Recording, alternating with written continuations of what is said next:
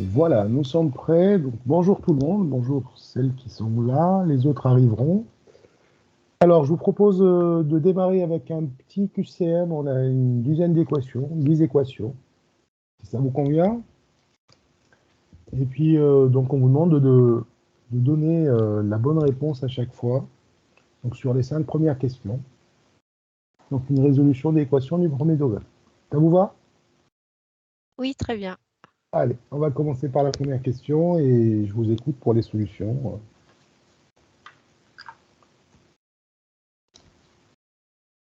Donc, quand on a un QCM avec des solutions proposées, en général, vous avez deux méthodes d'attaque, ou vous passez par la vérification des 4 solutions, bon, pourquoi pas, ou bien vous faites une résolution rapide de l'équation, une résolution algébrique. C'est vous qui voyez.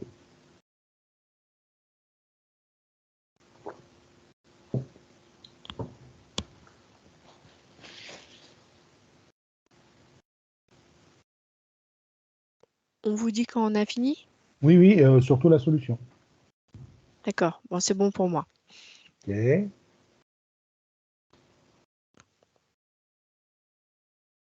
C'est bon pour moi aussi. Et Très bien. bonsoir.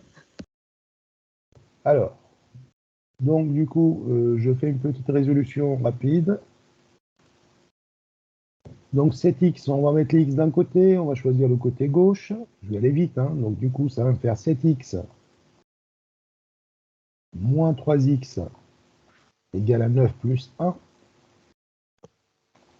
Il va me donner 4x, donc je mets les x d'un côté, les nombres d'un côté. Hein. Vous vous rappelez, hein, donc on change de signe quand on change de côté.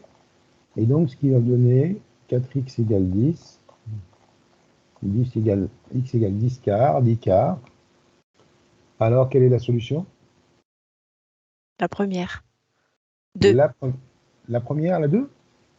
La première avec le résultat 2. Alors, 10 quarts... 2,5, moi j'aurais dit. Eh bien oui, parce que 10 quarts, c'est pas 2. Non, c'est 2,5, la dernière. Voilà. Ah oui. OK? Donc Ah oui, 10 divisé par 2, c'est 5. Encore divisé par 2, c'est 2,5. Alors, ça, c'est la méthode résolution classique. Si je veux vérifier mes solutions, ça me fait un peu plus de travail, mais ça marche aussi. Par exemple, si je veux tester que 2 n'est pas une solution, et donc 7 fois 2 moins 1, est-ce que c'est égal à 3 fois 2 plus 9? Donc à gauche ici, ça va me donner 14 moins 1, ça veut dire 13. Et à droite, 3 fois 2, 6, plus 9, ça fait 15. 13 n'est pas égal à 15, donc 2 n'est pas une solution.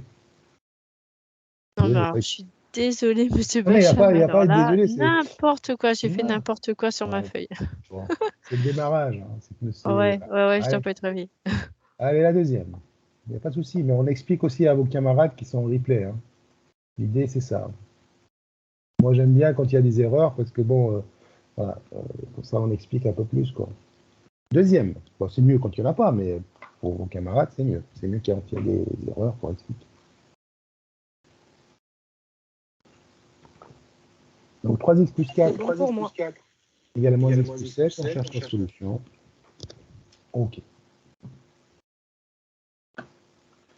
Donc Anne a dit que c'est bon. C'est Stéphanie. Ah, Stéphanie, pardon. Bonjour Stéphanie. Bonjour, j'ai dit tout à l'heure, mais... Ah, pas de souci. Donc du coup, on attend un peu vos camarades et on passe à la résolution. C'est bon pour moi aussi. OK. Anne.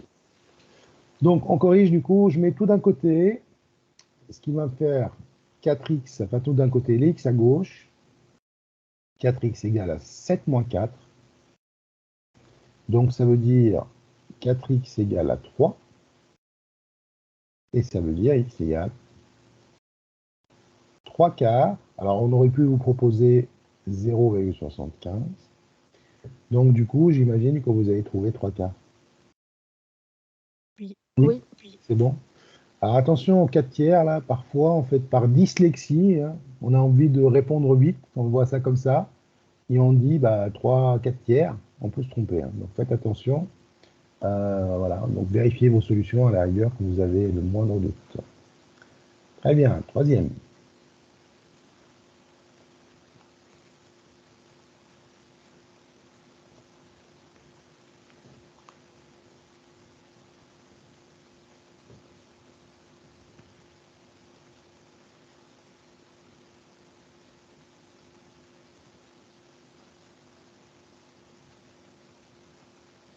C'est bon pour moi. Mhm.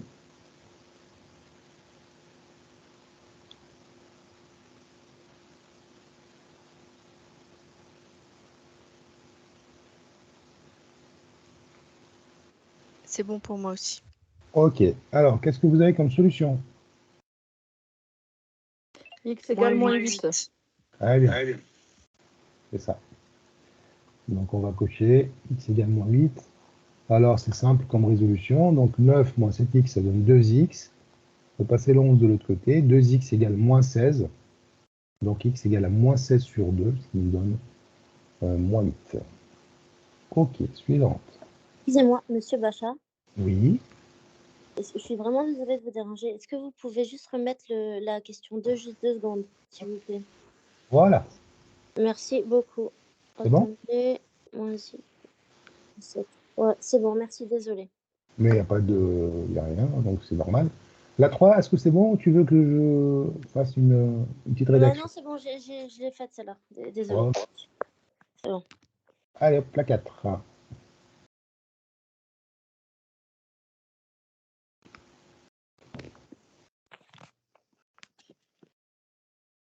Donc là, on lit 3x moins 19. Parce que le 19, il est de l'autre côté. C'est bon pour moi. Ok.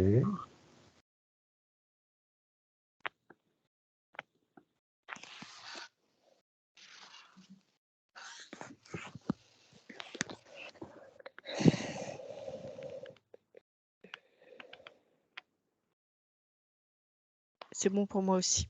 Très bien. Alors, est-ce qu'on peut donner la solution? On attend un peu. 3. Là, la solution. 3 aussi. Alors, vérifions.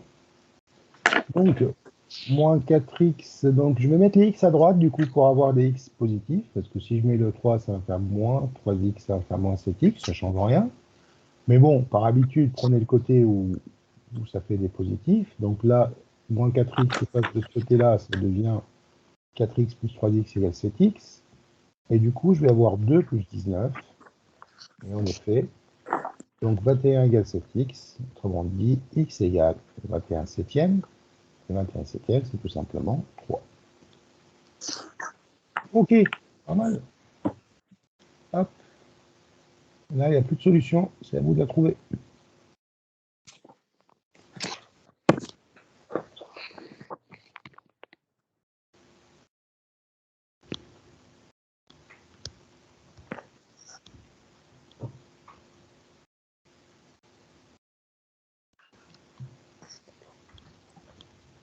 C'est bon pour moi. C'est bon pour moi. Ok. Alors, je vais détailler. Donc, on va se débarrasser de ce moins 10. Ce qui nous fait 9x égale 18. Et donc x égale 2. X égale 18 sur 9. X égale 2. Voilà. Très bien. Pas de questions, c'est bon? C'est bon. On avance.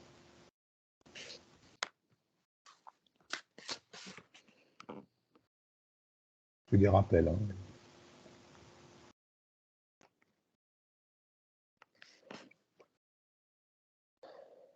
C'est bon. Ok. C'est bon aussi. Donnez-moi la solution. X égale moins 1. Moins 1, ouais. Ouais. Alors, 5x moins 2x égale moins 3. On peut passer ça là et ça c'est là. Ce qui nous fait 3x égale 3.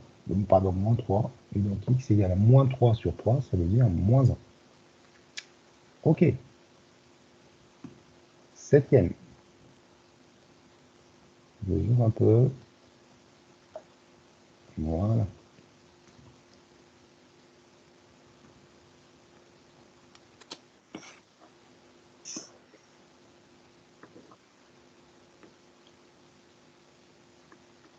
C'est bon pour moi.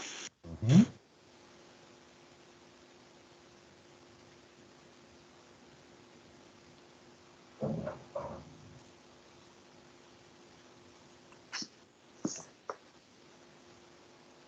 C'est bon pour moi. OK.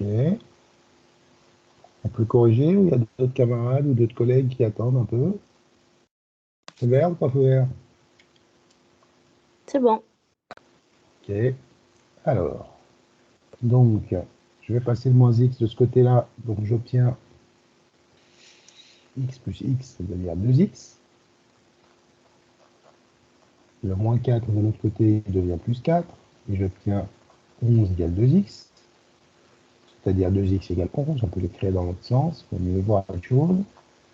Donc, x égale 11 11 demi. demi. Si vous préférez, 5,5. Structure décimale. Voilà. C'est bon? Oui. Oui. Ok. Suivante.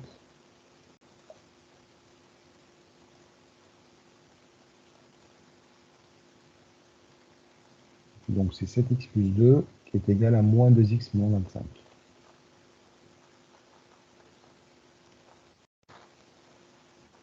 Bon, il n'y a pas de fraction, hein, c'est des entiers, c'est juste pour euh, automatiser les étapes de résolution d'une équation du premier degré. C'est juste ça. C'est bon pour moi. Ok. C'est bon pour moi aussi. Très bien. Allez, on va essayer d'arranger tout ça. Donc on va passer ce moins 2x à gauche, ce 2 à droite. Donc ça devient 7x plus 2x, donc 9x, égale moins 25 moins 2, égale moins 27.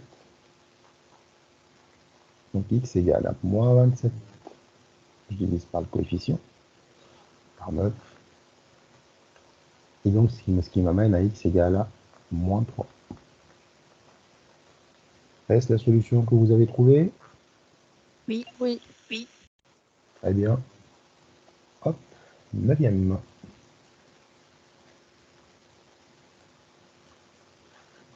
On voudrait une fraction comme solution écrite sous la forme fractionnaire.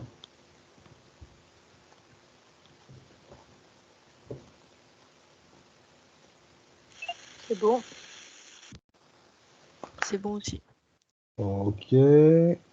Donc, 4x moins x égale à 3 plus 1, c'est-à-dire 4. Donc 3x égale 4. Donc x égale 4 tiers. Voilà. Bon, sympa. Dernière pour la route.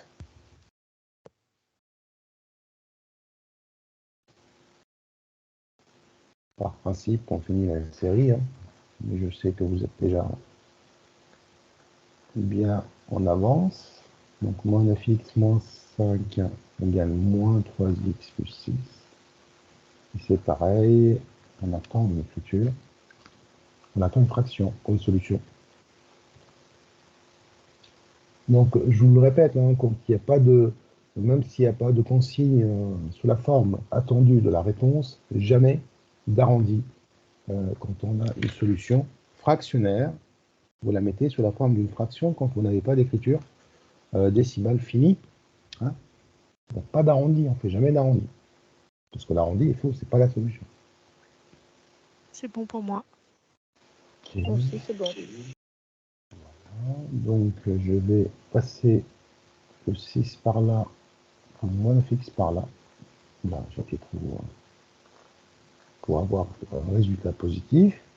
Donc je vais avoir 9x moins 3x égale à moins 5 moins 6, ce qui nous fait moins 11, égale à 9 moins 3, 6. Autrement dit, 6x égale moins 11, ce qui nous fait x égale à moins 11, donc on divise par le coefficient, moins 6. Voilà. Très bien. Alors le moins, on le met, il y a deux façons de mettre le moins dans une fraction. Donc, ou on le met devant le trait de fraction, voilà. Ou vous le mettez là. Mais pas là, parce que ça ne se voit pas. C'est pas faux, mais c'est pas quelque chose qu'on voit officiellement. Ok, bah c'est bravo, hein. Franchement, c'est voilà, ça va à une bonne vitesse et donc je suis assez content. Bravo. Bon, on va passer au calcul littéral. Donc je vais changer de page et donc on va rejoindre l'exercice 8 de la série qui se trouve dans votre espace. Dans Teams. Et donc l'exercice 8, on a 4 situations. Voilà, donc schématisées par des segments AB à chaque fois. Et M est un point de la droite AB. Bon, M, le point M, et se trouve sur le segment AB, donc aussi sur la droite AB. Et comment on lit cette expression, ce que je vais mettre avec une couleur. Ça, là, comment je le prononce? Comment je lis ça? Le segment. Non. La longueur AM égale X. Très bien. Attention, AM, c'est une distance. Alors, vous dites longueur, ou vous dites la distance AM est égale à X. Mais il n'y a pas de segment. D'accord. Ou bien, vous dites la longueur du segment AM est égale à X. Ah Pourquoi pas? oui, longueur, ouais. D'accord? Parce qu'il n'y a pas de crochet, il n'y a pas de parenthèse, c'est pas une droite. Hein, donc, vous vous rappelez, hein, donc ça aussi, attention, ça s'appelle en fait notre façon de rédiger. Hein. Donc, je rappelle rapidement les choses. Hein. Donc, AB entre crochets, c'est un segment. AB entre crochet à gauche, parenthèse à droite, c'est la demi-droite AB. Entre parenthèses, c'est la droite AB. Et quand il n'y a rien, c'est la distance AB. C'est une nomenclature internationale. D'accord? Ce qui nous évite d'écrire tout ce texte-là. Donc, on n'est pas obligé d'écrire ici la droite. Bon, on a pris pour habitude de le faire, mais on n'est pas obligé. Ok, donc qu'est-ce qu'on nous dit dans chaque cas? Exprimer la longueur MB en fonction de X. Donc là, on est dans le calcul littéral. Alors, je rappelle ce que ça veut dire comme consigne exprimer. Ça, à chaque fois, je le dis même pas plus tard que ce matin face à des étudiants, exprimer, ça n'a pas de sens pour eux. Ça veut dire quoi comme expression, comme consigne exprimer en mathématiques? Avoir une écriture mathématique. Ouais, mais là, tu essaies d'esquiver un peu la question. Exprimer, c'est tout simplement donner. Voilà, donc ça aussi, c'est votre travail sur la consigne. Vous allez avoir beaucoup de choses à faire sur le travail sur la consigne en école primaire. Parce que parfois, un élève ne répond pas à une question, ou répond à côté. C'est pas parce qu'il ne sait pas faire, parce qu'il ne comprend pas la consigne.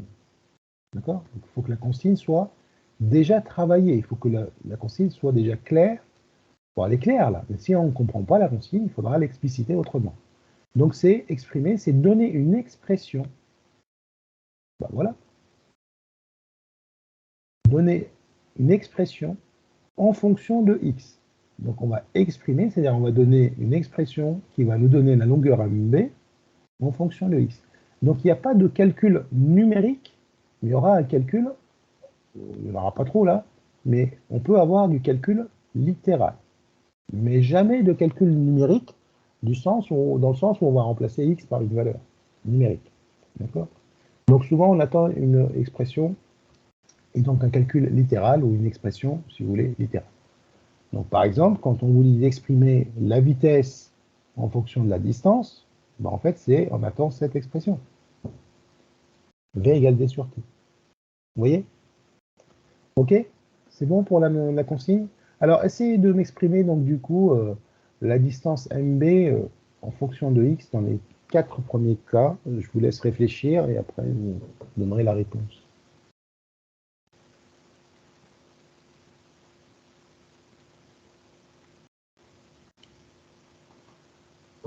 Donc, regardez bien le codage. Hein.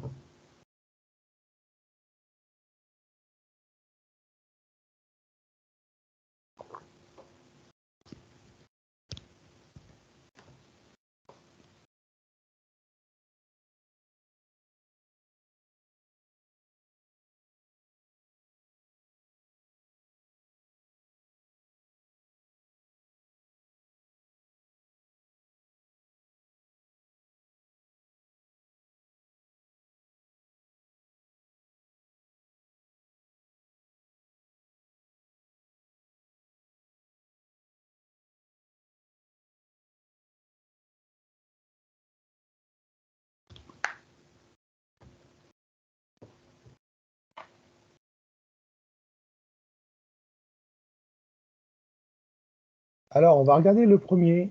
Est-ce que vous avez une réponse sur le premier segment, c'est-à-dire la première figure? Moi, j'ai mis MB égale 2X. Pareil. Ok, donc MB égale 2X. Pourquoi MB égale 2X? Car soit X est égal à 4, donc MB est égal à 2 fois 4, qui est égal à 8. On est ici, hein, on est dans ce cas de figure. Hein. La première, c'est celle-là. Il n'y a pas de 4. Hein. Là, je ne vois pas de valeur. Ben, on voit que AM est égal à X. Et on voit aussi que donc le codage, par rapport au codage, on voit que AM, c'est égal à... donc, il y a 2 segments, en fait, entre M et B, et qui vaut AM à chaque fois. Donc, on sait que c'est 2X. Très bien. Alors, du coup, regardez ce que je vais faire. Donc ici, cette longueur, c'est X. Donc cette longueur-là est aussi X, puisqu'il y a le codage qui me dit que cette distance, cette longueur, distance est égale à celle-là, égale à celle-là. Et donc, je peux mettre des X de partout. Ça, c'est X, ça, c'est X. Donc du coup, un M ici, c'est tout simplement, c'était quoi qu'on exprimait MB? Donc MB, c'est 2X, c'est X plus X.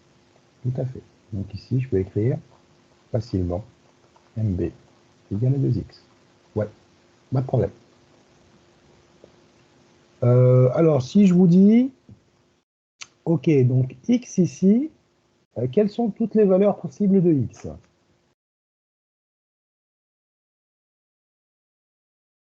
Donc X, si le point M est sur A, X, ça sera égal à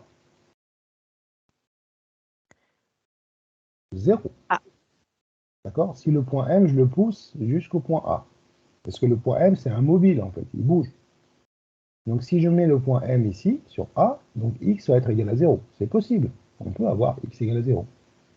Mais on ne peut pas avoir quelque chose de négatif. Donc X est toujours positif, c'est une longueur. Et maintenant, je peux mettre le M sur B, maximum. Hein. Donc X peut être égal à 0, ou sinon, égal à la distance MB. À la distance AB, pardon. Bon, ça, c'est des questions qu'on pose de moins en moins. Mais ça peut arriver pour voir si vous avez compris ce que ça veut dire, en fait, une distance. On est d'accord que la distance AM, elle est à l'intérieur. AM, elle est inférieure à AB. Vous êtes d'accord avec ça? Oui. AM est inférieur à AB. Mais je peux aussi dire que AM peut être inférieur ou égal à AB. Rien ne m'empêche. Quand c'est égal, ça veut dire que le point M est sur B. Bah là, je viens de dire que X est inférieur ou égal à B, tout simplement. Et puisque c'est positif, ça sera toujours supérieur ou égal à 0. Donc la distance X est toujours comprise entre 0 et maximum AB. D'accord? Bon, je ferme la parenthèse, parce que je ne pense pas que vous aurez des choses comme ça, mais voilà, c'est juste pour comprendre que le point M, en fait, n'est pas fixe, il bouge. Hein. Il peut bouger, quoi. Et s'il bouge, bah, le codage bouge avec lui, bien sûr. Et voilà. Donc, on arrive à encadrer un peu la distance x. Donc la distance A. Deuxième Moi, figure. pour me souvenir, Monsieur Bachat, j'ai dit que c'est un curseur, en fait. C'est comme un curseur. C'est bien ça. Ok. Et d'ailleurs, pourquoi on l'appelle le point M? Parce que c'est un point mobile, en fait. À la base, ce sont des exercices de physique. Hein. On adapte un peu. Vous savez, les mathématiques et la physique, ce sont deux cousines. Hein. L'une, la physique sans les maths, ça n'existe pas. Par contre, les mathématiques sans la physique, elle peut exister. Mais bon, sauf qu'on on travaille conjointement avec la physique. On essaye en fait d'expliquer à l'aide de la mathématique, à l'aide des mathématiques, des lois physiques. Et donc, voilà, ce sont deux vraiment disciplines qui travaillent ensemble. Parfois, il y a des mathématiciens qui expliquent à certains physiciens un point de vue ou un point d'attaque pour résoudre un problème de physique que les physiciens ne voient pas de la même manière. Je parle à un certain niveau élevé de recherche. Passons à la figure 2. Est-ce que vous pouvez me donner la distance BM? C'est assez simple. Hein. Exprimer MB en fonction de 2x. Je vais écrire un vert. Oui. On y va? J'ai dit que donc BM, c'est égal à 4 moins x. Tout à fait. Donc la distance, là, cette longueur, c'est 4. Donc si on enlève cette distance x, il nous restera la distance BM, ou MB, c'est la même chose. Donc MB égale à 4 moins x. Pas de problème.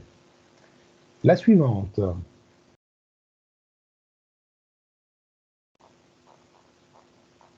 La suivante, c'est la même chose. J'ai l'impression que c'est en double. Oui, c'est la même chose. Non, c'est pas la même chose. C'est MB, c'est x moins 4. C'est ça. X moins 4. Tout à fait. Puisqu'on a pris la grande distance, la distance AM, c'est bien x, on enlève ce bout-là, et ce bout-là, c'est 4, pour avoir la distance B, ou MB, comme vous voulez.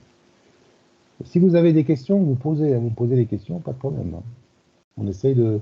Parfois, ça peut paraître pas évident. Hein. Donc, prenez le temps de bien voir les choses. Et puis, MB, alors, pour la suivante. MB. 2x moins 3. 2x. Non, 2x sur 3, pardon. 2x sur 3. 2x sur 3. Alors, donc, du coup, 2x sur 3. Oui, tout à fait, puisque cette petite distance-là que je vais mettre en vert, cette distance, c'est tout simplement x sur 3. Et pour avoir BM, il nous faut 2 fois ça, donc 2 fois x sur 3. OK. Voilà pour cette petite question, ce petit exercice. On va passer au suivant. Voilà. Donc pareil, donc M, un point qui se balade sur le segment AB. On nous dit que la distance AM est égale à x ici. Alors, on nous dit que ABCD est un rectangle. Voilà. Dans chaque cas, indiquer à quel intervalle doit appartenir x. Alors du coup, on va le faire que pour le premier, hein, cette question-là, c'est parce que c'est la même chose. Hein. Et par contre, l'air, on va le faire pour les 4 exemples. OK? Alors, pour le premier, x, il doit être compris, il doit appartenir à quel intervalle? Pour la première figure, alors je vais leur donner un nom, hein, un numéro, pardon. Donc là, je vais dire, celle-là, c'est la première figure, deuxième figure, troisième figure et quatrième figure. Alors pour la figure 1, donc x, il appartient à quel intervalle? Vous vous rappelez, hein, donc il faut bien donner un intervalle. L'intervalle entre 0 et 5? 0 et 5, tout à fait. Ça vient de ce que j'avais expliqué là-haut. Donc la distance AM est inférieure à AB. Et c'est une distance, elle est positive. D'accord? Je vais le rédiger un peu là. Là. Donc on a AM pour la figure 1 est inférieur ou égal à AB.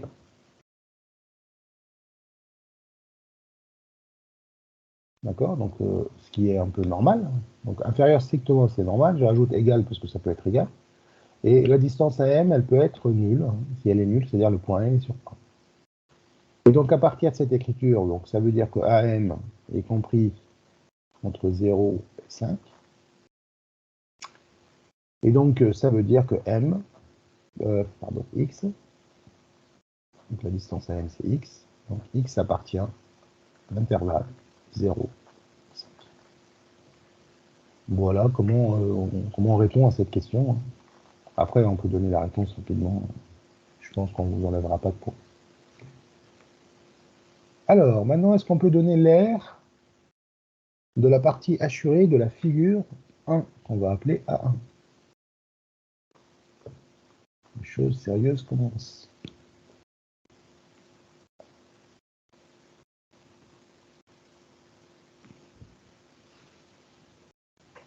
Donc, on cherche l'aire assurée en bleu de la figure 1. Et c'est pareil, on attend une expression.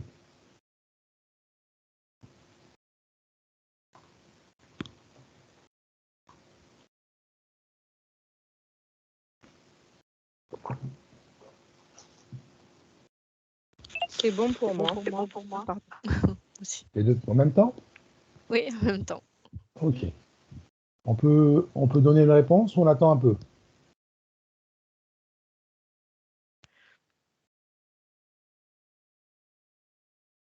3, 2, 1. C'est parti. Alors, je vous écoute. Puisqu'il n'y a pas eu de réponse entre temps. Moi, j'ai trouvé 20 moins 4x. Alors, 20. Donc, j'ai fait d'abord l'aire du rectangle, du grand, en fait, et moins la partie assurée. Donc l'aire 1, c'est l'aire de ABCD. Oui, l'aire de la ABCD, donc c'est 4 fois 5. Là, moins l'aire de... Moins l'aire de AMND. Très bien. Donc 5 fois 4, longueur par largeur, moins 4 fois x, 4 fois x.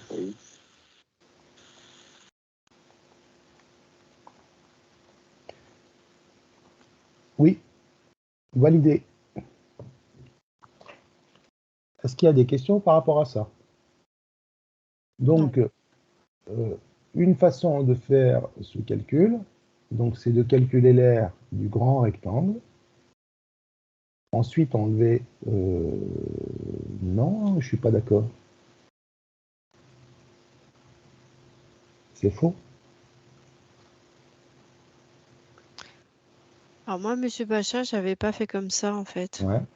C'est Moi, l'aire du rectangle bleu qu'on cherche. Moi, j'avais calculé l'aire du rectangle bleu en faisant x fois 4 Ouais.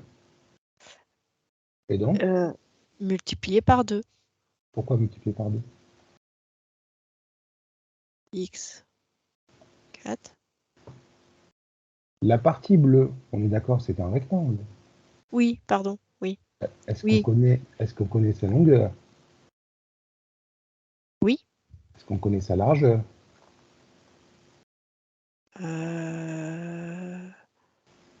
Sa largeur, bah, on la connaît, x. Voilà, c'est terminé. Longueur fois largeur. Donc, c'est 4x. Ah oui, là, je me suis trompée. J'ai mis, moi, le oui. J'ai compris mon erreur. Voilà. Ok. Oui. Moi, j'ai été embarqué par ton explication. Mais c'était tout simple, en fait. Bah oui. Donc, tu as cherché l'aire du rectangle MBCL. Tout à fait. J'ai fait le Passons à contraire. 2.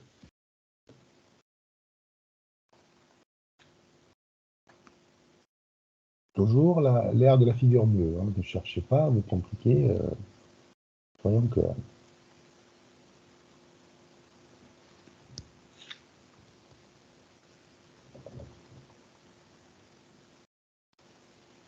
C'est bon pour moi. Ok.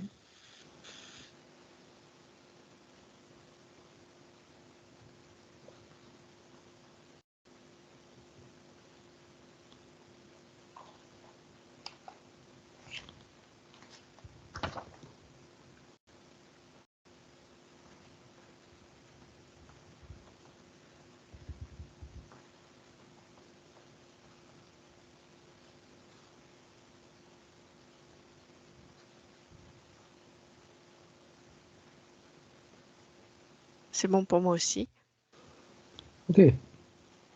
Donc, Moi la aussi. figure 2, ça marche. Ok, ton mode a fini. La figure 2, c'est encore un rectangle. Donc, il suffit de regarder sa longueur et sa largeur. Donc, la longueur, on peut dire que c'est BC, c'est-à-dire 5. Sa largeur, combien vous avez trouvé pour la largeur? 4 moins x. 4 moins x. Voilà. Puisque on va tout simplement enlever de 4, c'est ça. On va enlever tout simplement cette distance-là. Et cette distance-là, c'est x, donc c'est 4 moins x. Alors, c'est pas la peine de développer, hein, vous laissez comme ça. C'est une expression. Hein. Si vous développez, bah, vous avez le droit, mais c'est pas demandé. Hein. Donc si on développe, ça fait 20 moins 5x, mais on ne vous demande pas de le faire. On vous demande juste une expression, elle peut être sous la forme d'un produit. Ok?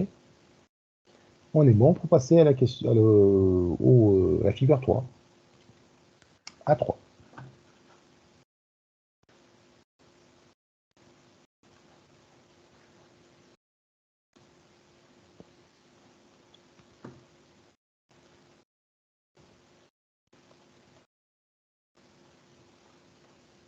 Monsieur Bachar, C'est bon pour moi.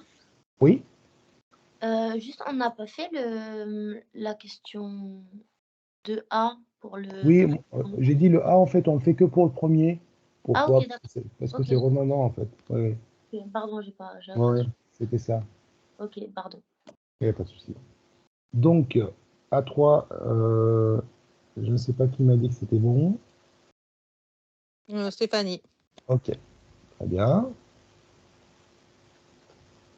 On attend nos camarades.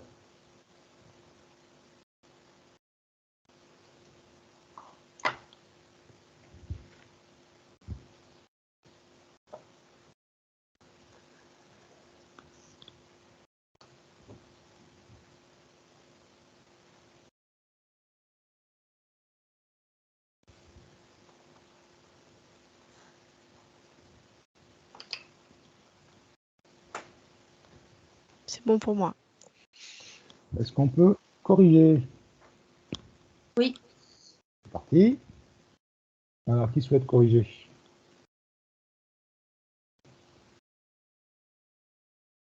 Je veux bien. Je veux bien. Vas-y, Anne. Il vient de remarquer que je n'ai pas activé ma caméra depuis tout à l'heure, donc là, je l'active maintenant. Désolé. Alors, donc, l'air 3, A3 Oui. est égal à 5 moins x. Alors, attendez. Déjà, la figure. Donc, comment on va procéder? D'abord, c'est quoi comme forme? C'est un triangle. Donc, c'est un triangle, mais pas n'importe quel triangle. En plus, c'est un triangle, un rectangle. OK. Donc, puisque c'est un triangle rectangle, quelle est la Bien, ça, formule de l'air? longueur fois largeur divisé par 2. Oui, on peut l'écrire aussi base fois hauteur sur 2. Hein. D'accord? Parce que la base et la hauteur, c'est aussi la longueur et la largeur dans ce cas-là. On a une base et une hauteur ces deux côtés-là. Donc, je vais écrire base pour ne pas confondre avec les points. Divisé par 2. Et je t'écoute pour la suite. Alors, donc 5 moins x Oui. multiplié par 4 moins x. Alors, donc 5 moins x, je suis d'accord. Et 4. Multiplié par 4 moins x. Oui, pourquoi c'est 4 pour x? 4 parce que AD et BC c'est égal à 4. Oui. Et moins x, eh bien parce que on voit, donc les symboles. Le codage? Le codage de part et d'autre. Regarde le codage, qu'est-ce qu'il dit le codage? Il dit que cette longueur-là Est égal à BN. égale à cette longueur-là. Oui. Et moi, qu'est-ce que je cherche comme longueur? BN. BN. Et BN, c'est quoi? C'est 4. Non. C'est directement. Ah oui, directement X. Oui, mince, j'ai fait l'erreur, ouais. OK. Donc, on a directement X, en fait. Hein. Oui. OK. Donc, MB, d'accord, c'est 5 moins ça.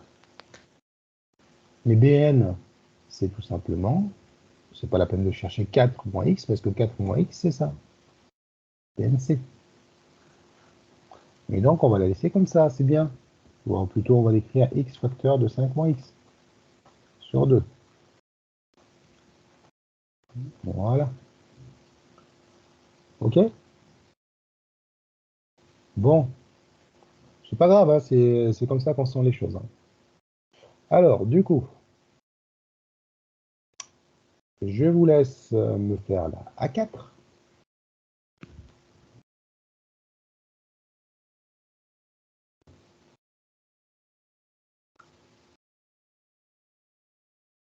Donc, toujours la partie bleue. Hein.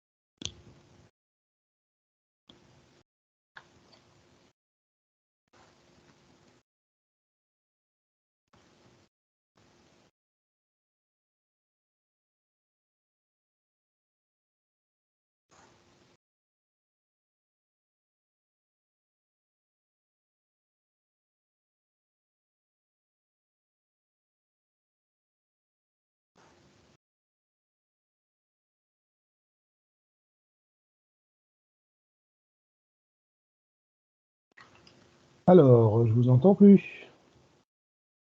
Extinction de voix. C'est bon pour moi. C'est bon pour moi. Juste une question, est-ce qu'on doit couper la figure ou pas? Est-ce qu'on doit couper en fait la figure pour trouver l'air en fait assuré? couper? Oui, tu peux utiliser. Tu veux. Moi, j'ai calculé l'aire du rectangle. Et ensuite, j'ai calculé l'aire du triangle. Et puis après, j'ai fait une soustraction.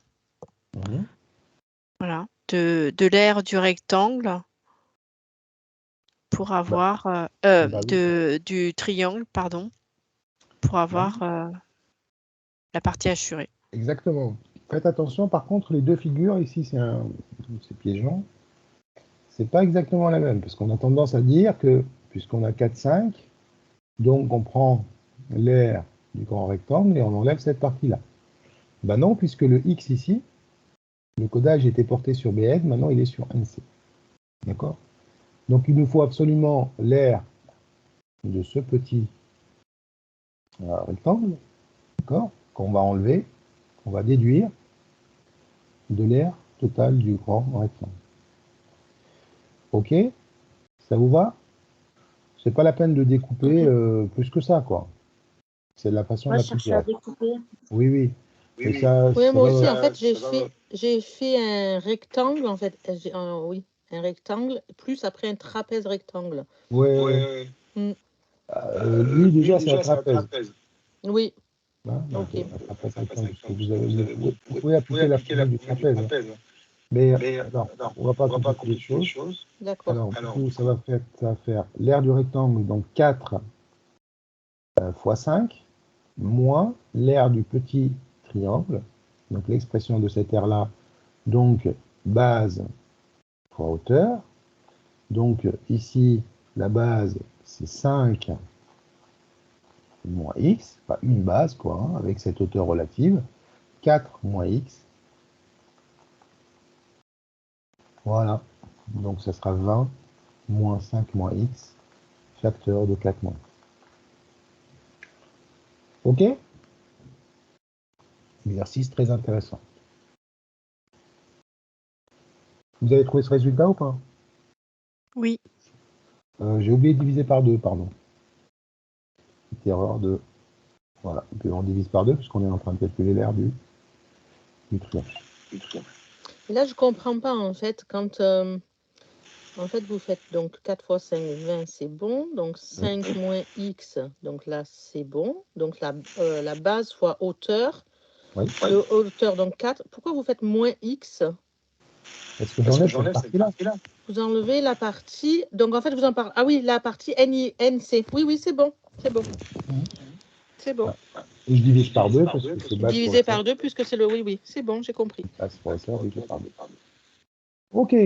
Alors, on va faire le même exercice. Maintenant, on va juste regarder le périmètre de chaque rectangle. Voilà, je rajoute une question. Donc, du coup, je vais enlever ça. Il n'y en a plus besoin. Donc, maintenant, on va regarder toujours les mêmes figures. Donc, les 4 rectangles. Et on va chercher à chaque fois le périmètre. On va chercher à exprimer le périmètre en fonction de x. OK?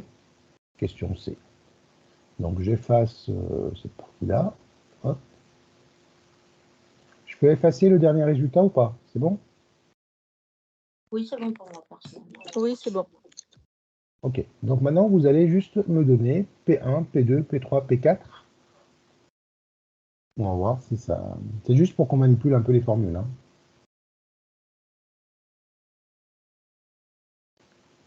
Voilà. Donc, question supplémentaire. La question C. On va chercher les périmètres. Donc, P1. P2. En dessous, la place. Et P3, P4.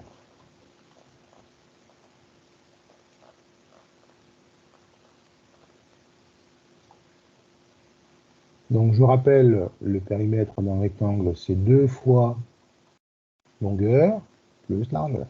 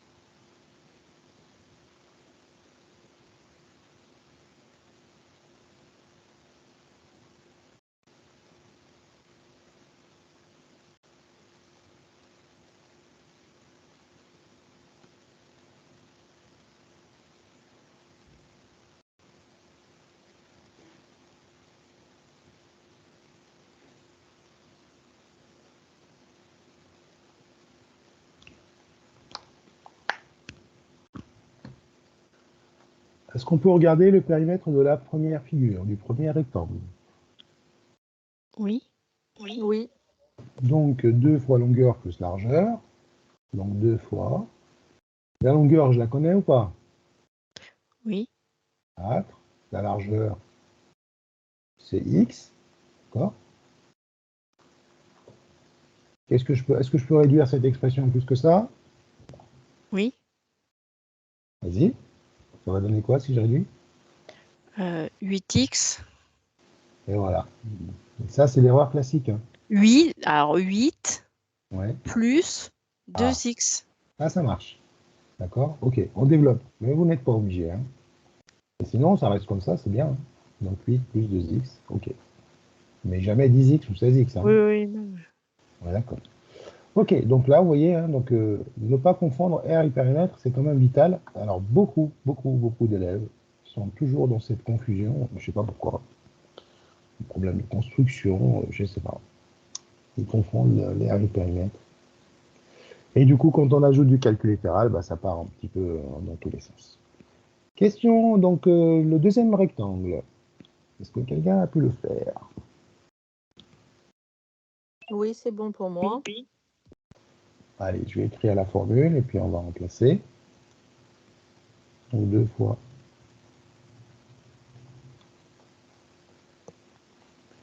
Alors, vos écoutes. Donc la longueur, c'est donc 5, 2 fois L. Donc 2 fois 5 plus, et la largeur, donc c'est 4 moins X. Ok. Et quand on développe, donc ça fait 10. Avant de développer, il faut réduire.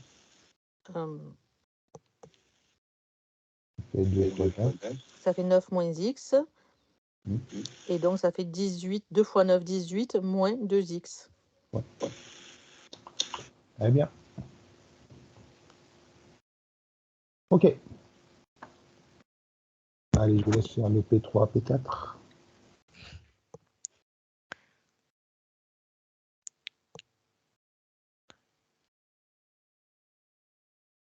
On va voir si vous y arrivez.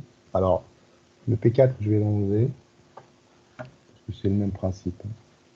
On va faire que le P3.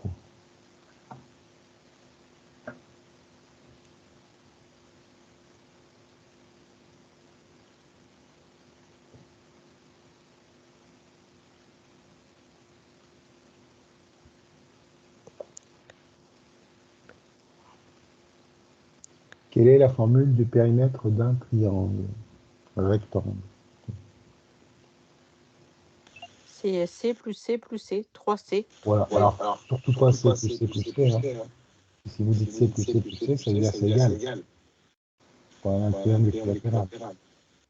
Il n'y a pas de formule. Hein. Donc on va faire juste la somme des longueurs. Il n'y a pas de formule, c'est juste la somme des longueurs. Donc du coup, P3, c'est tout simplement la somme de BN plus BN plus MN. Alors BN, est-ce qu'on connaît BN? On connaît BN. BN, c'est tout simplement X. Est-ce qu'on connaît BN?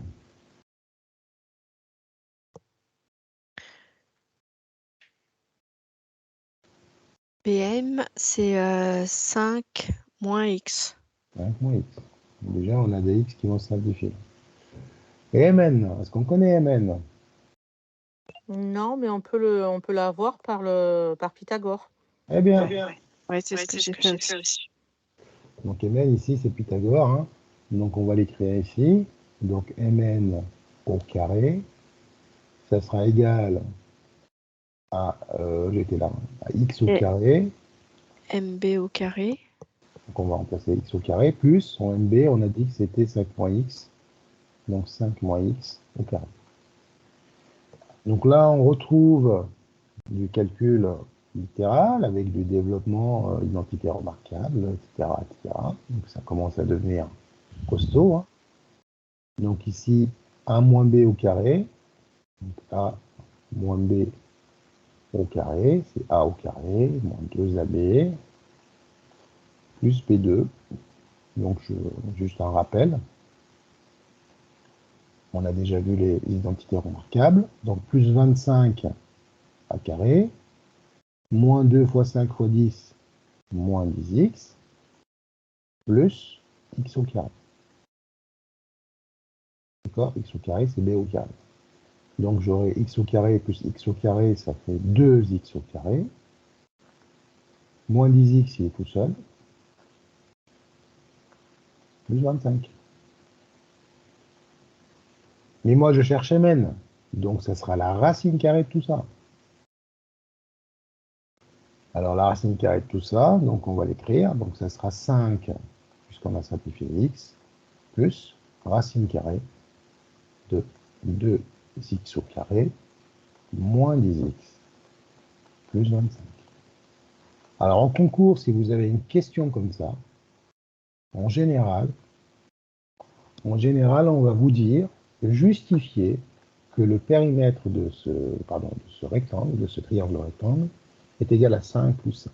Donc on va vous donner le résultat attendu pour pas vous stresser déjà, et pour qu'on puisse pour vous mettre sur la piste, quoi. D'accord? Donc vous avez un petit exercice qui peut prendre de l'ampleur. Après, ça peut être modélisé sous la forme d'un parcours au sein la cour d'une école primaire, etc., etc., etc. OK? Bon, vous voyez donc la différence entre R et périmètre. Donc, on peut avoir des résultats extrêmement différents. Et c'est toujours riche en calcul littéral. Donc, on trouve des choses intéressantes. En tout cas, c'était un exercice intéressant. Voilà, je voulais vous le proposer avant de passer au théorème de Thalès. Est-ce qu'il y a des questions? On peut basculer gentiment au théorème de Thalès. J'ai oublié d'activer ma caméra en début de séance, je suis désolé, c'était une erreur, c'est un oubli. Voilà. Est-ce qu'il y a des questions? Non, c'est bon. C'est bon aussi. Bon, ça vous a un peu impressionné, hein? Non? Un peu? C'était intéressant d'intégrer Pythagore pour Voilà, le dernier. exactement. Bon, allez, passons à Thalès. Donc, je vais changer juste de page. Et on va passer à Thalès. Alors, je vais d'abord, comme à chaque fois, expliquer, avant de faire un exercice type, qu'est-ce qu'on attend de nous, c'est quoi ce théorème. Voilà. Alors, le théorème de Thalès. Donc, je vais faire une figure, plutôt, peut-être, je vais commencer par une figure. Donc, je vais tracer deux droites, comme ceci. Donc là, j'ai tracé deux droites qu'on appelle deux droites. Deux droites, comment? Comment elles sont ces deux droites? Vocabulaire. Séquentes. Elles sont séquentes en points. Je vais tracer avec une autre couleur deux autres droites comme ceci. Et ces deux droites rouges sont parallèles. Voilà. Donc là, il commence comme ça le théorème de Thalès. Donc, j'ai formé avec ces points d'intersection 6 points que je vais leur donner un nom. Donc, je vais les appeler, par exemple, A, B, C. Ensuite, ici, je continue, D, E. Voilà. Et la consigne, je vais dire que la droite BD est parallèle à la droite EC. Jusque-là, il n'y a rien de particulier. Alors, j'ai formé deux triangles. Donc, le premier, je vais l'assurer là. Donc, le triangle A, en vert, pardon, ABD. Le deuxième triangle, c'est le triangle ACE. En fait, le théorème de Thalès, c'est une histoire d'abord, proportionnalité.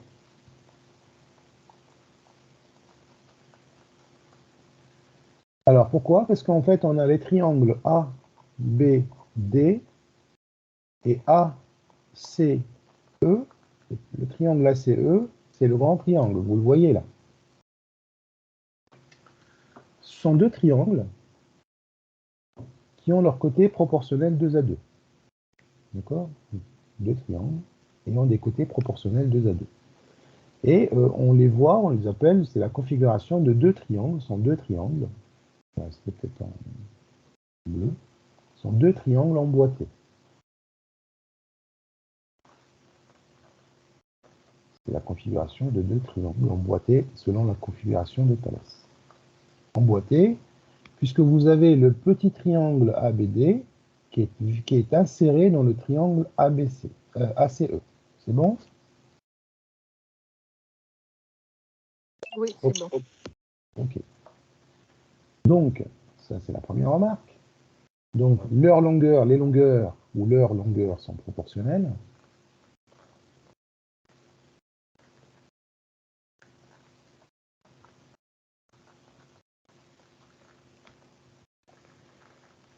Sont proportionnelles le, 2 et le. 2 à 2, évidemment. Ça veut dire que ce côté-là, cette longueur est proportionnelle à cette longueur. Cette longueur est proportionnelle à cette longueur. Et le troisième côté, la longueur du troisième côté du triangle, est proportionnelle à la longueur du troisième côté du grand triangle. Et ça, c'est dû au fait que nous avons deux droites parallèles. Le fait d'avoir fixé la direction des droites fait de ce deux triangles proportionnels, en fait. On appelle deux triangles semblables. OK? Alors, un point particulier qu'il faudra voir tout le temps, c'est le point A, c'est le sommet commun aux deux triangles. Le point A, il est commun aux deux triangles. Il appartient au triangle ABD et il appartient au triangle ACE. Bon, à quoi il sert le théorème de Thalès? C'est quoi l'objectif?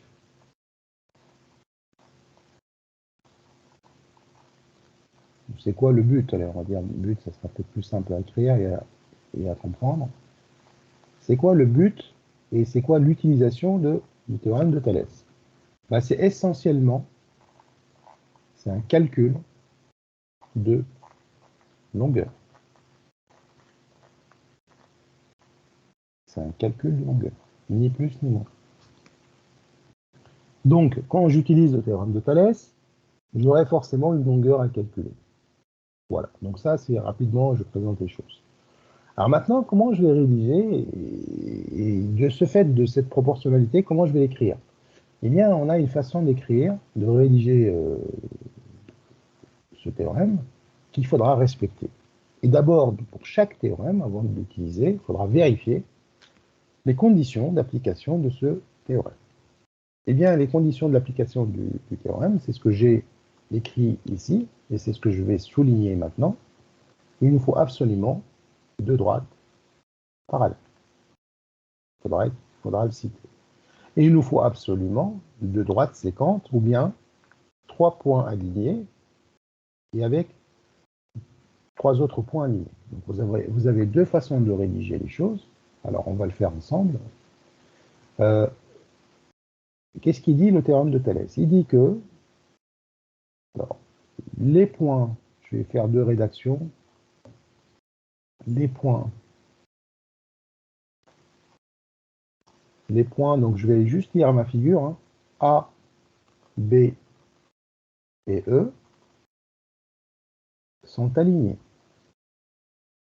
Il faut bien insister sur l'alignement des points parce que sinon... C'est A, B et C.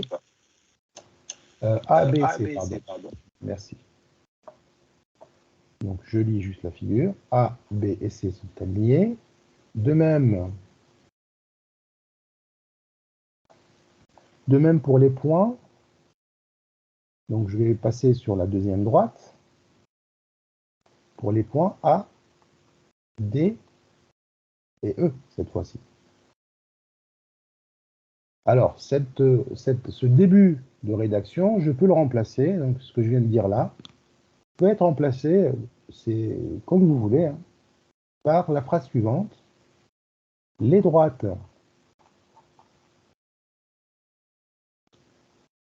DE et BC sont séquentes en A. C'est la même chose, d'accord? Puisque la droite DE, quand elle va couper la droite BC, elle génère 3 points alignés. C'est exactement la même chose. Donc, ou vous dites A, D, E sont alignés, etc. Ou bien la droite DE et la droite BC se coupent en A. 150 en A. OK? Donc ça, cette partie-là, c'est la même que celle-là. Deuxième partie qu'il faudra qu'elle apparaisse dans votre rédaction. Eh bien, le parallélisme. Les droites BD et EC sont parallèles.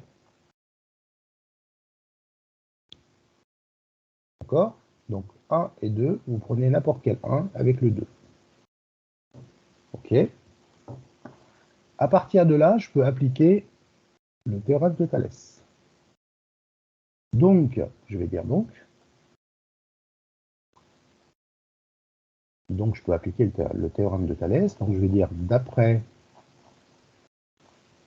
le théorème de Thalès,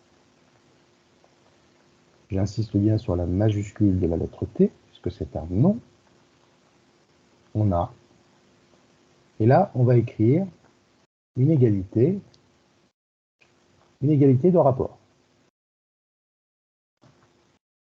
Alors, cette égalité de rapport, vous allez voir, c'est pas compliqué à trouver, et on ne l'apprend pas par cœur. Je vais partir du point A, que je vous ai demandé de bien repérer, c'est le sommet commun aux deux triangles. Je vais l'écrire 4 fois.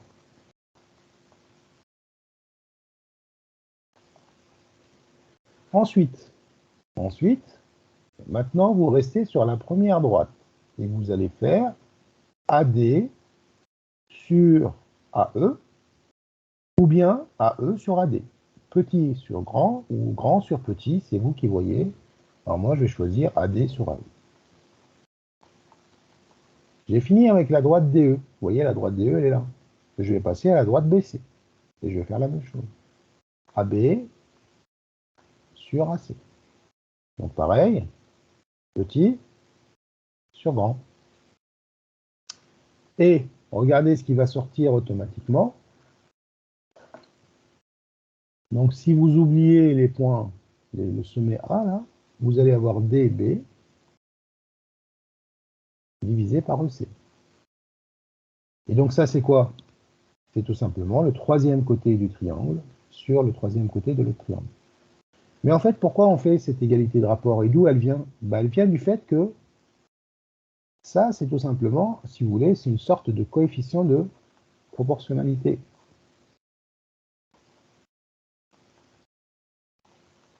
Ça veut dire quoi? Ça veut dire que si j'en connais, je connais une longueur, je peux trouver l'autre, puisqu'à un moment donné, je connais ce coefficient-là.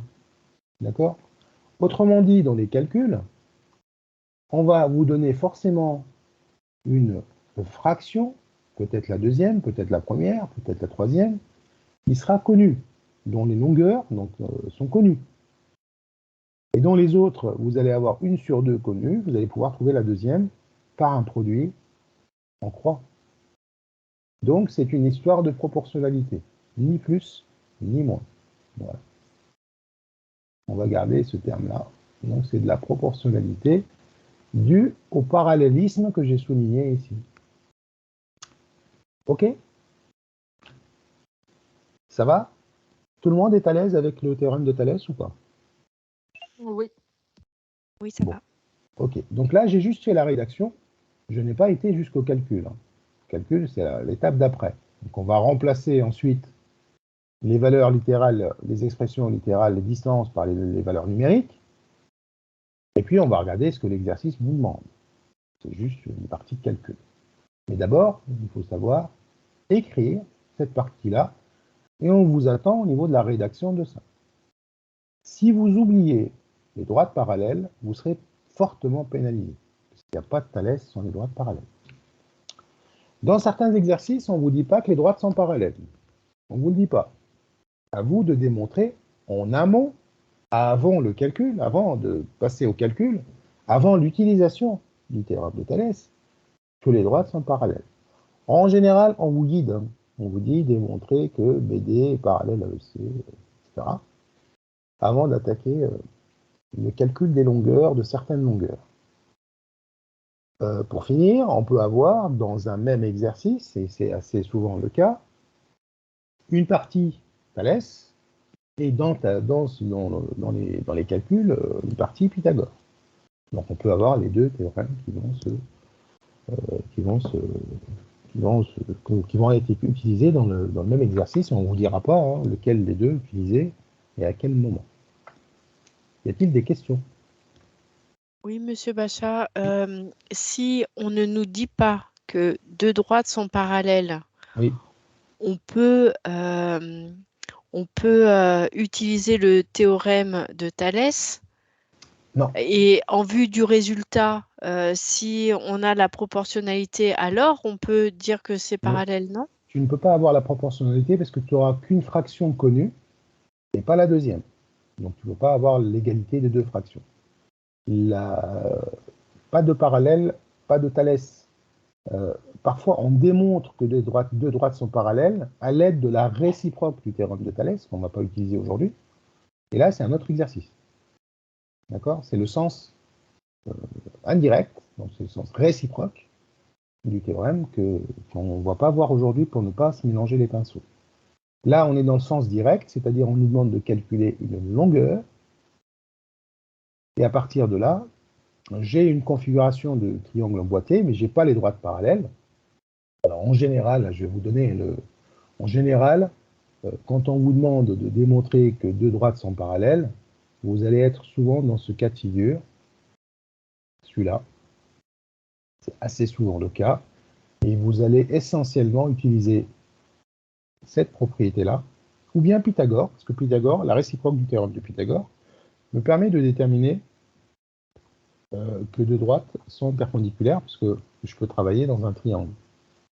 Donc cette propriété, qu'est-ce qu'elle dit? C'est souvent celle-là qu'on utilise dans les sujets.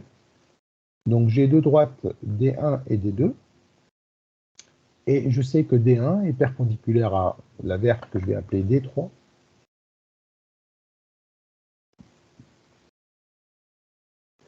OK? Et donc, qu'est-ce que vous remarquez là? On remarque que D1 est perpendiculaire à D3, D2 est aussi perpendiculaire à D3, et j'ai une propriété mathématique qui me dit quoi? Qui me dit si, et je dois la citer quand je démontre ce cas-là, si deux droites sont perpendiculaires à une même troisième, on dit aussi à une même droite, hein, c'est pareil, alors elles sont comment? Alors elles sont parallèles entre elles. Voilà, alors elles sont parallèles. Donc, ce que j'ai écrit en texte ici, c'est la même chose que j'ai écrit en haut. D1 perpendiculaire à D3, D2 perpendiculaire à D3, alors D1 est parallèle à D2. Donc ça, c'est la première. Une question, monsieur Bachat. Pour le concours, quand on cite, donc justement, quand on rédige, est-ce qu'on rédige de façon donc mathématique ou en français? Soit l'une, soit l'autre. Soit l'une, soit l'autre. Dans le supérieur, on dit aux étudiants d'éviter de mélanger les deux. Mais vous ne serez pas pénalisé. D'accord. Ouais. Excusez-moi, j'ai pas entendu parce que en fait, quand il y a deux micros qui sont ouverts, j'entends mal. Oui. Alors, j'ai dit qu'en fait, elle a posé la question à votre camarade, si est-ce qu'on peut, dans le concours, est-ce qu'on rédige de cette manière ou en français? Vous pouvez faire les deux. En général, dans le supérieur, on demande aux étudiants d'éviter de mélanger les deux rédactions, mais vous ne serez pas pénalisé. L'idée, c'est que d'abord démontrer correctement les choses. Alors après, vous l'écrivez en français ou pas, c'est pas un souci. D'accord? Donc, comment je le démontre? Je démontre tout simplement en disant que je sais que D1 est perpendiculaire à D3, D2 est perpendiculaire à D3, et on sait que deux droites perpendiculaires et une même troisième sont parallèles, donc D1 est parallèle à D2. Point. Terminé. D'accord?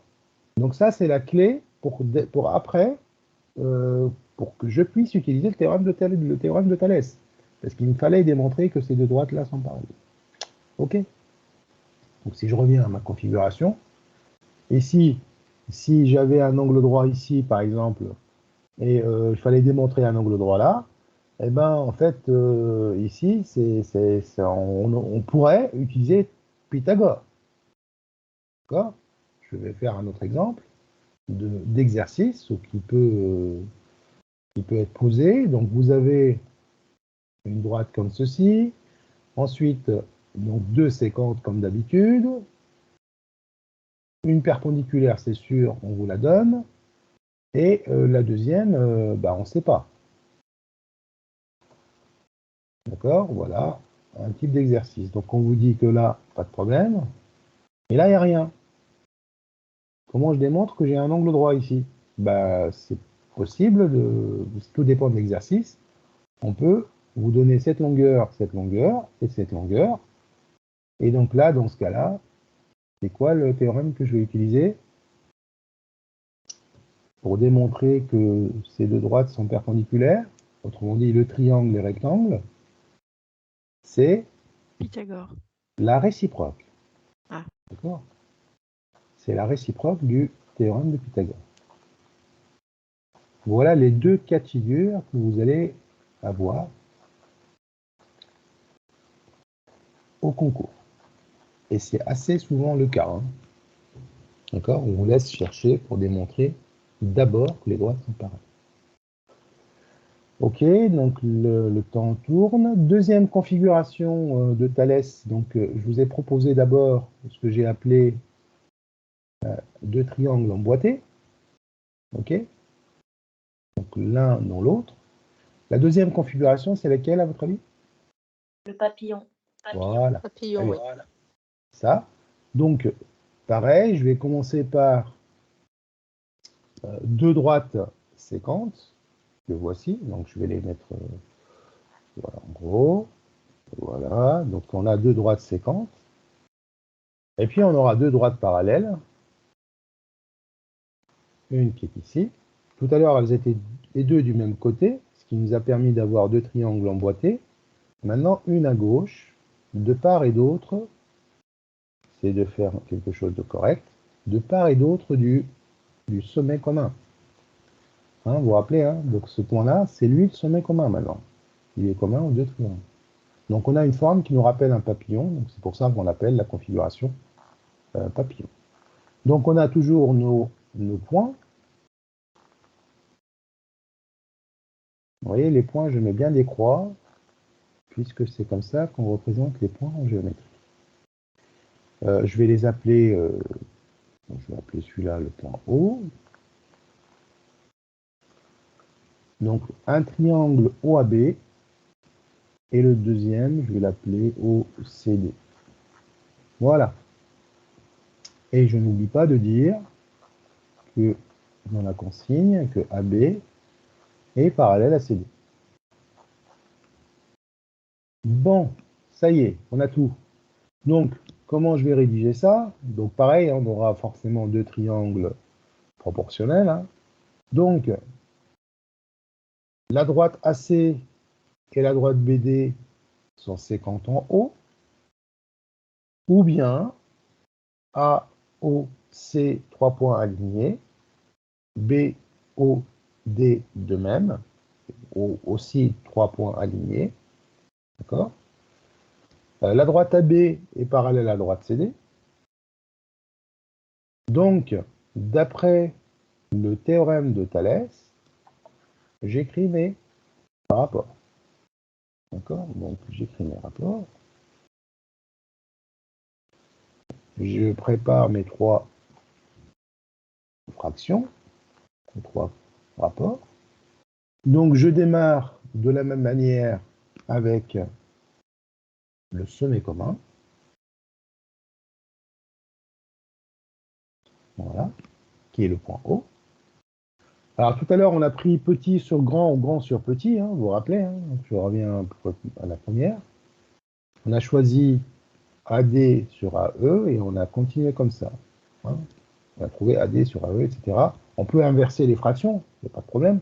Mais si vous inversez, vous inversez de partout. AE sur AD égale AC sur AD, etc. Là, bah, il n'y a pas de grand et petit. Ils peuvent être à peu près de même longueur, c'est le cas ici. Hein. Donc, on va choisir un côté, hein, gauche sur droit. Et parfois, la configuration papillon, elle est orientée dans l'autre sens. Elle peut être orientée comme ceci. D'accord? Donc, du coup, on va dire A sur le haut sur le bas ou le bas sur le haut. D'accord? Donc, vous choisissez un sens, un côté. Hein. Donc là, je vais dire gauche sur droite, par exemple. Donc, ça sera... Donc, je vais rester sur la droite AC pour démarrer. Donc, ça sera OA, gauche sur droite. Donc, OA sur C, sur OC. Je change de droite. Donc, je fais... Qu'est-ce que je vais écrire comme égalité? OB sur OD. OB sur OD. Et comme le cas précédent, on va tout simplement regarder ce qui reste. C'est le troisième côté qui va apparaître tout seul. Donc AB. Et TC. Voilà. Donc j'ai écrit, donc j'ai pas rédigé, attention, il faut toujours rédiger la rédaction de Thalès, hein, donc rédaction, donc j'ai préféré le faire à l'oral. Donc vous avez compris, hein, donc toujours les points alignés ou des droites séquentes, droites parallèles, d'après le théorème, et j'écris l'égalité qui me prépare pour les calculs. Je vais prendre un exemple, on aura le temps de boucler un exemple de calcul, et la semaine prochaine, pardon, on fera des exercices d'application. Bon, j'ai commencé par un cas simple de configuration de triangle emboîté. Alors, qu'est-ce qu'on me dit? J'ai deux droites parallèles AB et RT, donc tout va bien. Les droites sont là. Les droites sont parallèles.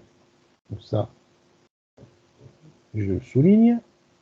Ensuite, je vois bien que j'ai une configuration de triangle emboîté. Je mets en évidence le sommet commun, comme ça je ne me trompe pas. Et je vais reporter mes longueurs. Je vous conseille toujours de, sur votre schéma, votre sujet, vous reportez les longueurs. Et si la figure n'est pas faite, vous faites un croquis, si ce n'est pas demandé. Voilà, on peut regarder, trace à main levée. C'est toujours utile dans les exercices de géométrie. Donc SA, 4 cm. 4 cm. ST, alors ST, je vais le décaler un peu, parce que c'est la plus grande longueur. Là.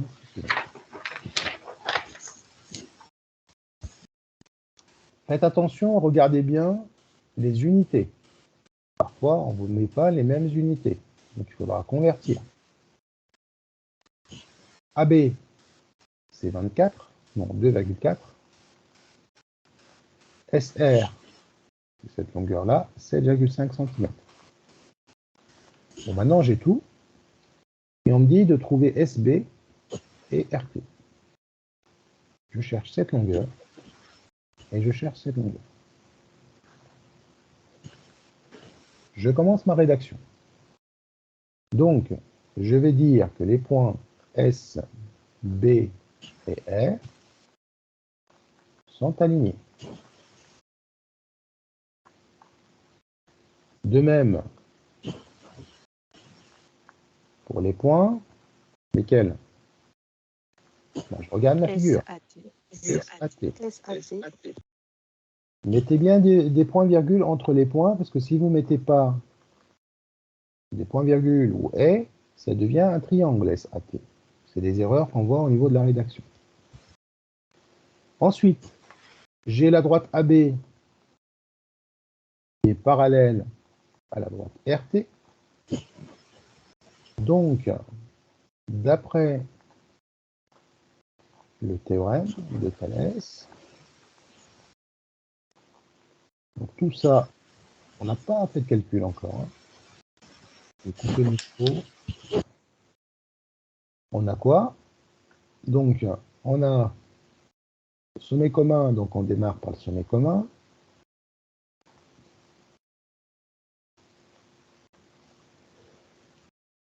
Donc, je choisis petit sur grand, par exemple. Donc, j'aurai SA sur ST égale à SB sur SR.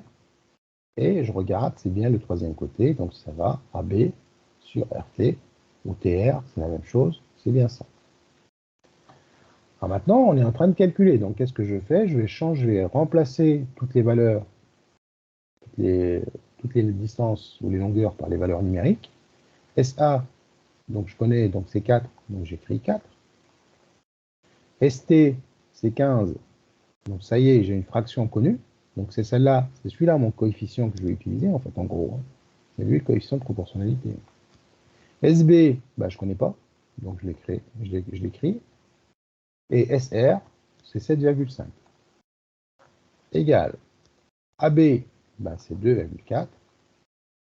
Et TR, je ne connais pas, donc je l'écris. On a avancé pas mal. Bah, vous voyez déjà dans notre écriture, les inconnues, bah, en fait, elles restent là. Vous voyez, donc c'est celle-là et celle-là. Donc c'est pas mal. Donc maintenant, qu'est-ce que je vais faire? Je vais tout simplement, si je cherche SB, je vais écrire 4/15 égale à SB 7,5 égale, donc là, à partir de là, je vais sortir SB, produit en croix. Donc le produit en croix, depuis la proportionnalité, ça reste la même chose. Toujours le produit selon la diagonale pleine, connue, et on divise par le nombre qui est en face.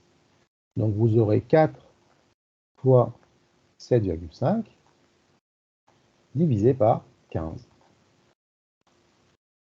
Allez, je vous laisse faire ce calcul et me donner le résultat. Donc 4 fois 7,5 sur 15. Combien ça vous donne?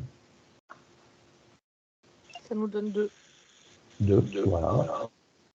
2 cm. On a SB. Maintenant, on cherche TR. Bah, TR, je vais écrire cette fraction égale à cette fraction. Donc, pareil, 4/15 égale 2,4 sur TR. Bah, encore une fois, c'est de la proportionnalité. Hein. C'est comme un tableau de proportionnalité, ni plus ni moins. Hein. Donc, on n'a pas inventé la lune, hein, ou la roue. Quoi. Donc, pareil, donc je le mets en couleur pour vous montrer, c'est un produit en croix. Hein. Donc, diagonale pleine, bah, il n'y a que celle-là. Hein, et je divise par lui. Donc, 15 fois 2,4 sur 4 égale. Je vous laisse calculer. Ça fait 36 sur 4, ça fait 9 cm. Ça fait 9. Voilà, donc là, c'est un exercice assez simple pour vous montrer que... Voilà. Alors, un conseil que je vous donne, vous voyez, là, on a trouvé SB.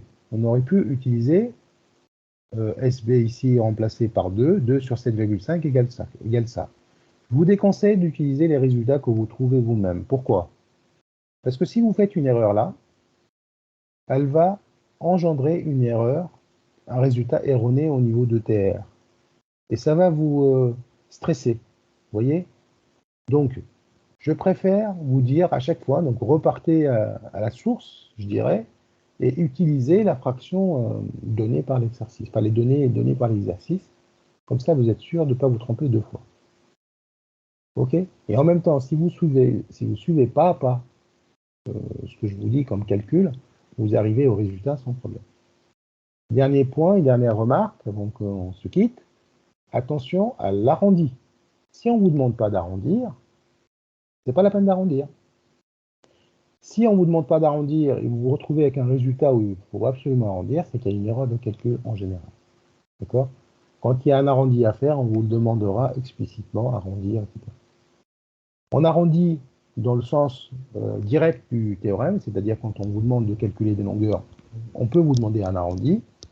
Dans le sens réciproque, du théorème, c'est-à-dire le sens qu'on va utiliser pour démontrer que deux droites sont parallèles, ça, il n'y aura jamais d'arrondi.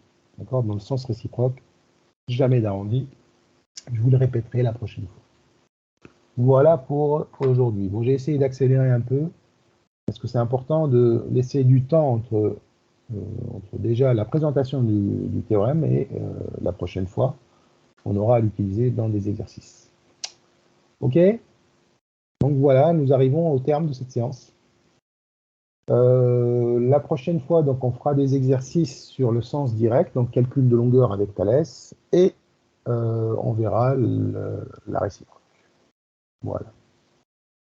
OK? Oui, très bien. Merci beaucoup, M. Pacha.